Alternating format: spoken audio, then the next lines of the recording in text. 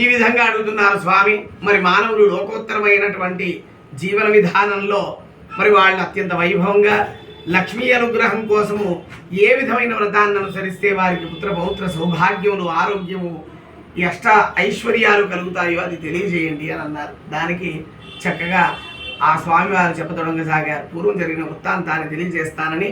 పూర్వము ఆ కైలాసంలో వజ్ర వైడూర్య మణిమేకత సింహాసనం పైన ఆ పార్వతీ పరమేశ్వరుడు కొలువుదీరి ఉండగా అక్కడ సాయంకాల సమయంలో ఆహ్లాదకరమైనటువంటి వాతావరణంలో అమ్మవారు స్వామివారు శాంతంగా ఉన్నదాన్ని గ్రహించి, ఓ స్వామి, స్త్రీలకు అతి సౌభాగ్యాన్ని ఇచ్చేటువంటిది, ధనము, ధాన్యము, పశు సంపద, యశస్సు, కీర్తిని ఇచ్చేటువంటిది ఏదైనా వ్రతం ఉంటే తెలియజేయండి స్వామి అంటే, అది ఆ యొక్క వ్రత విధానాన్ని గురించి తెలియజేయమనగా ఆయన పూర్వము మగధ రాజ్యంలో కుండినము అనేటువంటిది ఒక పట్టణం ఉండేది. అది బంగారపు గోడల చేతను ప్రాకారముల చేత నిండి ఉన్నటువంటిది. అటువంటి పట్టణంలో చారుమతి అనేటువంటి ఒక బ్రాహ్మణ స్త్రీ నివసిస్తూ ఉండేది. ఆవిడ అత్యంత యోగ్యురాలు, పరమ భాగవతోత్తమురాలు. భర్తను భగవంతుడిగా భావించి ఉదయం నిద్రలేస్తానే అతన్ని పాదములకు నమస్కరించి ఆ తర్వాత తన యొక్క కార్యక్రమాలను ప్రారంభం చేసుకొని నిత్యకృత్యములన్నీ కూడా పూర్తి చేసుకొనుచు అత్త, మామ, తోటి వారితో అందరితో కూడా నవ్వుతూ చక్కగా, చారుమతి అంటే తెలివైనటువంటి మతిగల్లది అని అర్థం. ఆ యొక్క జ్ఞానవంతురాలు అనేటువంటిదిగా చెప్పబడుతుంది అర్థంలో. అటువంటి సమయాల్ని బట్టి నడిచేటువంటి ఆ యొక్క చారుమతి చక్కటి నైషధాన్ని చూసి ఇంత గౌరవంగా జీవించేటువంటి అమ్మాయి అటు భర్తతోనూ అత్తామామలతోనూ అందరితో కూడా సౌఖ్యంగా ఉందన్న సంగతితో అమ్మవారు ఎంతో ఆనందభరితంగా ఆ యొక్క చారుమతి కలలో కనపడి, అమ్మ, నీ యొక్క భక్తి పారవస్యమునకు, నీ శ్రద్ధాసక్తులకు అన్నిటికీ కూడా నేను ఎంతగానో సంతోషిస్తున్నాను. నీవు రేపు వచ్చేటువంటి శ్రావణ మాసంలో పౌర్ణమికి ముందు వచ్చే శుక్రవారం నాడు నన్ను ఈ యొక్క శ్రావణ లక్ష్మీ వ్రతంగా, వరలక్ష్మీ వ్రతంగా మీరు నోచుకున్నట్లయితే మీకు చక్కటి సంపదలు, యశస్సు, కీర్తి, ఇహలోకంలో లేదు అనే పదం లేకుండా జీవనం గడిపే సదావకాశం లభిస్తుంది అని చెప్పింది. దానితో ఆమె అంతర్ధానం అవ్వడంతో దిగ్గులు మేల్కొన్నటువంటిది భర్తతో విషయాన్ని తెలియజేసి తర్వాత అత్తామామలకు కూడా విషయాన్ని తెలియజేసి చక్కగా శ్రద్ధ వహించినటువంటిదై ఆ యొక్క రోజు రానే వచ్చింది. శ్రావణ మాసంలో 2వ వారం. తనకు ఒక్కదానికే ఈ పుణ్యఫలం కలిగితే బాగుండదు.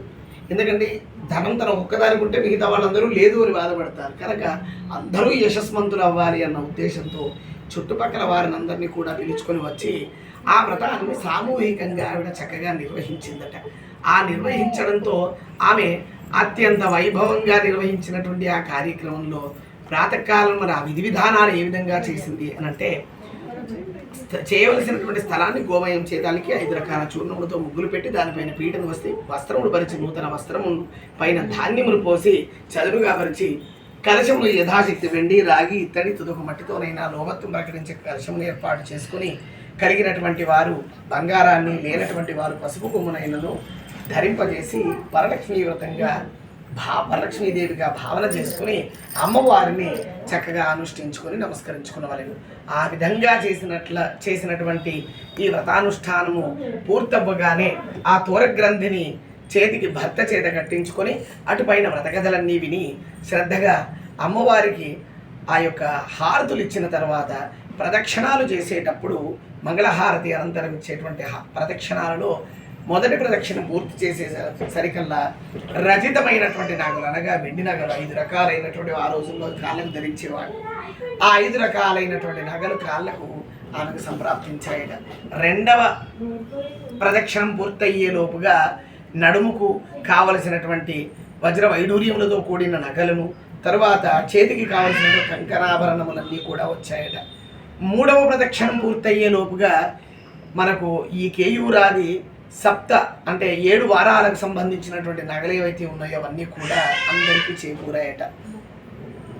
4వ ప్రదక్షిణం పూర్తయ్యేసరికల్లా వారికి కావలసినటువంటి గృహములు, తర్వాత వారు ప్రయాణించడానికి అవసరమైనటువంటి గృహోపకరణాలకు సంబంధించి కార్లు, బంగళాలు, ఈ రోజుల్లో అయితే ఆ రోజుల్లో రథాలు, అవన్నీ చేకూరాయి. 5వ ప్రదక్షిణం పూర్తయ్యేసరికల్లా దాస దాసీజనం అంటే ఇంత డబ్బున్న తర్వాత పని వాళ్ళు లేకపోతే ఆ ఇంట్లో లక్ష్మి లేనట్టు. ఏ ఇంట్లో అయితే పని అమ్మాయి ఊరికే మానేస్తుందంటే ఆ ఇంట్లో లక్ష్మీదేవి లేనట్టు గుర్తుపెట్టుకోవాలి ఆ విషయం.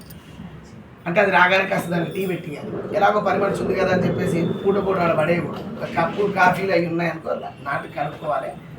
ఎంగిలి కంచాలు ఏ పూట కూడా పని వాళ్ళు కడుగుతారని వదిలేయద్దు.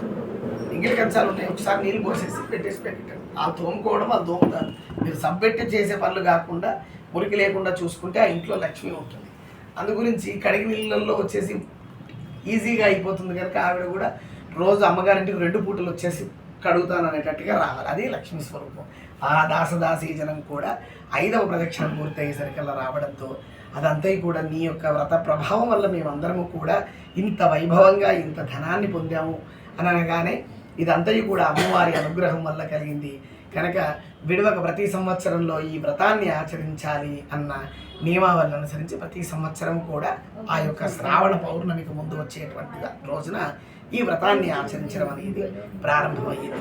నిజానికి ఇది మొదటిసారి పట్టుకునేటువంటి వాళ్ళు మాత్రమే 2వ శుక్రవారం నాడు చేయాలి తప్ప తర్వాత చేసేవాళ్ళు ఎప్పుడు 2వ శుక్రవారం చేయవలసిన అవసరం లేదు. అదొకటి మీకు హింట్. ఎందుకంటే కుదరదు కదా ఆడవాళ్ళకి కొన్నిసార్లు అలా అయ్యో లేదు కదా అని కాదు, ప్రయత్నపూర్వకంగా చేయండి. కుదరలేదు 3వ వారం చేసుకోండి, లేదంటే 4వ వారం చేసుకోండి, నష్టమేం లేదు. అలా 5 సంవత్సరాలకు ఒకసారి వచ్చే 36 సంవత్సరాలకు ఒకసారి వస్తుంది.